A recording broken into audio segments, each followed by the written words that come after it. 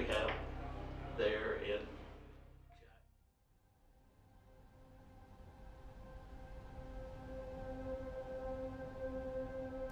My name is Daisy Reagan. My name is Kathy Barra. I'm Joe Swain, and I am 84 years old. I am a member of the Thrive in Digging Deeper Life Group at Eagles Landing Church in Griffin. So I joined the Life Group in 2017. It was probably about 15 of us that met on a weekly basis. It was led by Bruce and Glenda.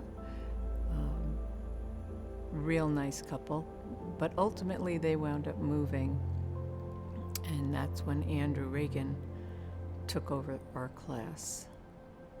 We get together often as far as socials. Sometimes we'll bring breakfast in on Sundays, and we ask the members to come a few minutes early and this, that, and the other. And then normally we'd either go to a restaurant or either someone's home and have luncheon but our group is a real tight group, and we support everybody in our group. Let's see, COVID sort of took over in 2020, and that's when everything began to close down, schools, churches, and everything, and here did too. We were able to watch the service online, and then so we decided that we wanted to try to do our life group class also that way. So we had a special lady in our class who was very good with technology, Kathy, and so she was able to get us on Zoom, and each family could sit in their own living room, and we could see everybody online. There were a couple of times, I believe, during that whole period of COVID when I was driving to visit my daughter and her family in Tulsa.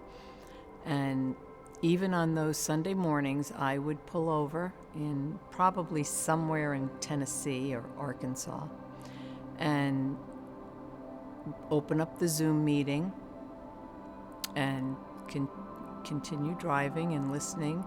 And even I could participate in talking and so forth on it. So we stayed very connected through that very isolating period, and it was really wonderful because all of us were alone.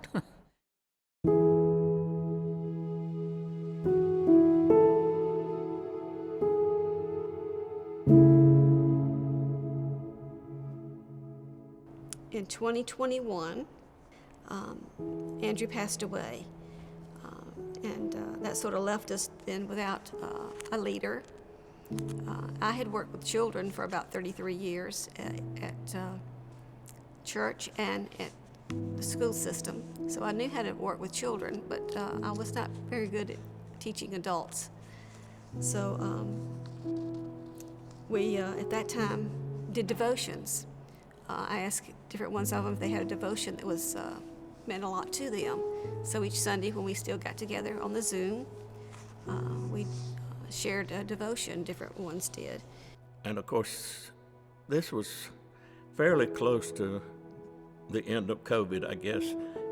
But then when we started meeting again, why, Daisy would bring some of the tapes, because Andrew was a pastor of a church before. And we listened to those for a number of months, which was really it was very special because I had never heard Andrew preach. So it was really nice.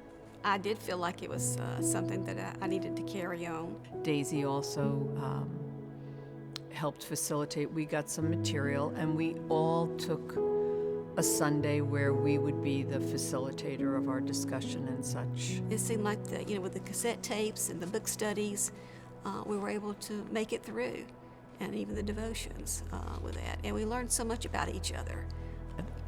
A life group, which I consider to be Sunday school,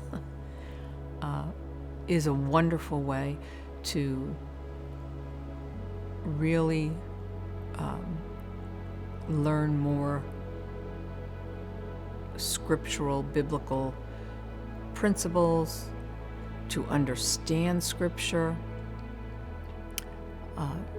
for encouragement, because that is a huge part of a life group, is the connections that you build, the family that you actually build.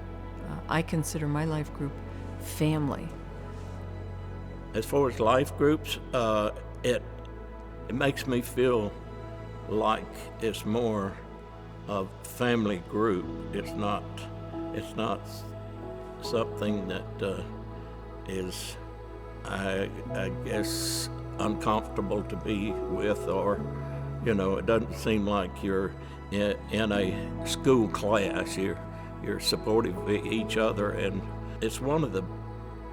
I've been in church ever since I can remember, and I never felt this close to a group that I was ever in than I do here. It just seems like it's more family oriented, and everybody's supportive of each other more than I've ever been associated with.